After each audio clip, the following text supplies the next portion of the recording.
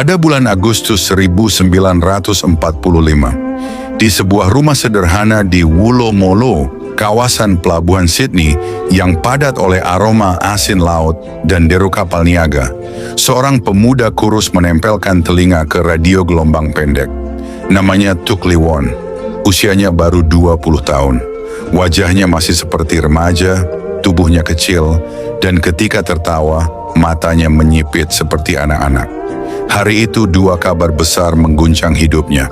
Kabar pertama, Jepang menyerah kepada sekutu. Perang Dunia II berakhir di Pasifik. Kabar kedua, Indonesia merdeka. Soekarno dan Hatta membacakan proklamasi di Jakarta, 17 Agustus 1945. Proklamasi. Kami, bangsa Indonesia, dengan ini menyatakan kemerdekaan Indonesia. Hal-hal yang mengenai pemindahan kekuasaan dan lain-lain diselenggarakan dengan cara saksama dan dalam tempo yang sesingkat-singkatnya. Jakarta, 17 Agustus 1945, atas nama bangsa Indonesia, Soekarno, Hatta. Ketika kata-kata itu keluar dari radio, Tuk Lee Won meloncat kegirangan. Ia berlari ke jalan sempit Woolloomooloo, menari bersama puluhan pelaut Indonesia yang tinggal di sana. Mereka memeluk satu sama lain, meneriakkan kata-kata yang selama ini hanya menjadi impian, Indonesia merdeka. Namun di balik sukacita itu, Tuk Lee Won tahu satu hal, perjuangan belum selesai. Bagaimana Tuk Lee Won bisa berada di Woolloomooloo, Australia, ribuan kilometer dari tanah kelahirannya di Jawa Tengah? Kisahnya dimulai 3 tahun sebelumnya. Pada awal 1942, Jepang menduduki Hindia Belanda. Situasi kacau. Pemerintah kolonial Belanda melarikan diri bersama armada kapal niaga mereka. Ratusan kapal milik KPM, Koninklijke Pakket Vaart Maatschappij, berlayar menuju Australia, membawa tentara Belanda, perbekalan, dan ribuan pelaut Indonesia. Tuk Lee Won adalah salah satunya. Masih sangat muda, ia direkrut sebagai kelasi di kapal Belanda. Gajinya hanya $3 sebulan, pekerjaan keras dengan jam panjang. Ia tidak pernah membayangkan hidupnya akan terbawa sejauh ini. Ketika pertama kali menjejak Sydney, Tuk Lee Won masih mengenakan sarung. Ia tinggal di kawasan miskin pelabuhan bersama ratusan pelaut Indonesia lain. Hidup mereka keras, makan seadanya, tidur berdesakan, dan menghadapi diskriminasi rasial dari otoritas kolonial Belanda. Namun Tuk Lee Won berbeda. Ia tidak menyerah pada nasib. Ia belajar bahasa Inggris dari seorang warga Australia bernama Gwyn Williams dan bahkan sempat mengikuti kursus singkat di Sydney Technical College. Perlahan ia mendapat pekerjaan sebagai montir kapal. Selama tinggal di Australia, ia merasakan 3 kali Ramadan dan Lebaran di tanah asing. Ia menyaksikan dunia berubah dari perang hingga datangnya kabar kemerdekaan Indonesia. Dan disitulah ceritanya menjadi bagian dari sejarah besar yang terlupa. Kemerdekaan yang baru saja diproklamasikan tidak serta-merta membuat Belanda menyerah. Sebaliknya, mereka menolak mengakui Republik Indonesia. Dengan bantuan Inggris, Belanda menyiapkan ratusan kapal perang, lengkap dengan tentara, senjata, dan logistik. Tujuannya satu, menguasai kembali Hindia Belanda. Pelabuhan-pelabuhan Australia, Sydney, Brisbane, Melbourne, Fremantle, menjadi pangkalan logistik penting. Disinilah kapal-kapal Belanda berlabuh, menunggu untuk dipasok bahan bakar, makanan, amunisi, dan perbekalan. Dari sini pula mereka akan berlayar menaklukkan Republik Muda di seberang lautan. Namun rencana itu tidak berjalan mulus, karena justru di negeri kanguru inilah muncul gelombang perlawanan yang mengguncang dunia. sebuah gerakan solidaritas yang kelak dikenal dengan nama Armada Hitam.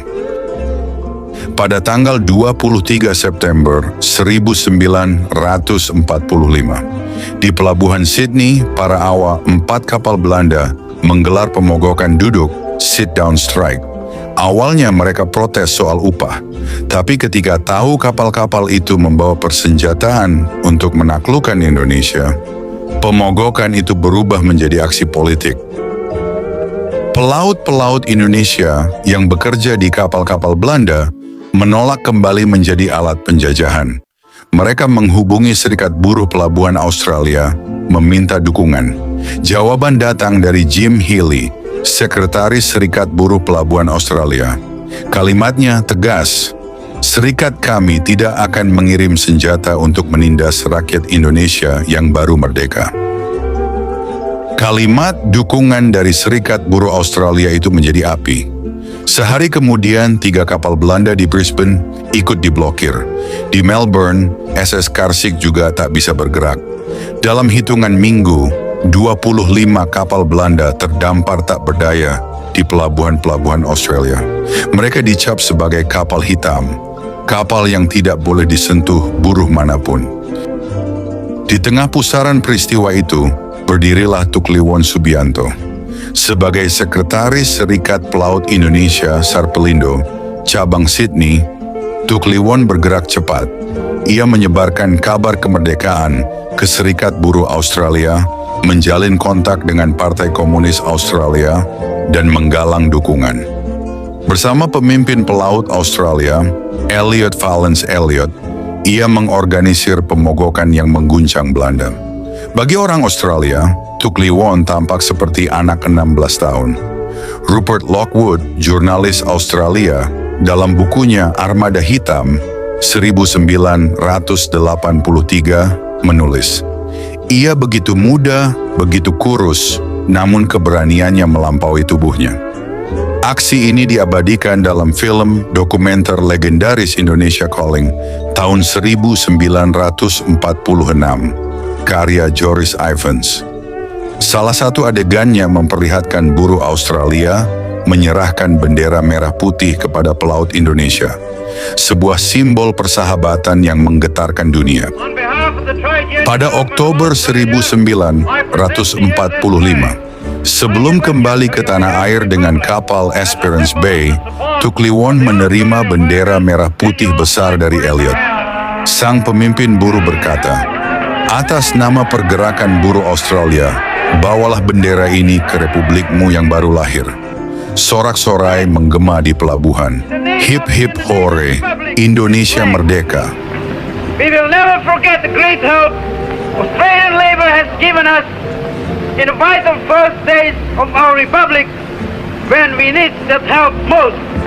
And may Australia and Indonesia be united forever! Indonesia merdeka! Indonesia merdeka!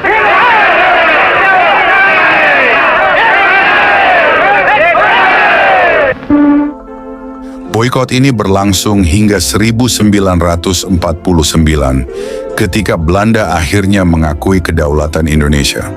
Tuk Liwon kembali ke tanah air, mengganti namanya menjadi Tuk Subianto, aktif di dunia buruh, bahkan mewakili Indonesia di Konferensi Maritim ILO di Jenewa tahun 1958. Namun, setelah 1965, namanya lenyap.